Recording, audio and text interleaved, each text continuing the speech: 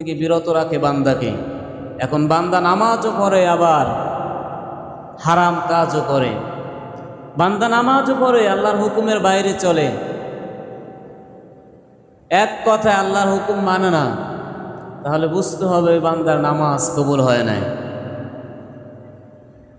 এই নামাজ এমন একটা শব্দ, এমন একটা ওষুধ, এই নামাজ আদায় করলে, কায়েম করলে কাল কিয়ামতের ময়দানে নামাজ তার নূর হয়ে দাঁড়াবে, নামাজ তার ঈমানের দলিল হয়ে দাঁড়াবে, নামাজ তার মুক্তির কারণ হয়ে দাঁড়াবে।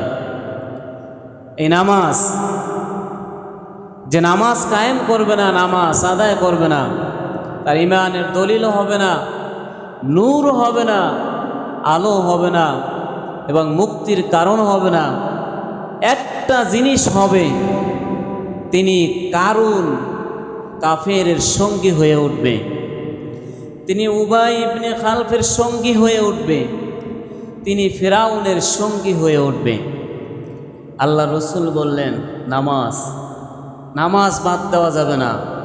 যে নামাজ আদায় করবে তার তিনটি কারণ হয়ে দাঁড়াবে, মুক্তির কারণ হবে, ঈমানের দলিল হবে এবং নূর আলো হবে।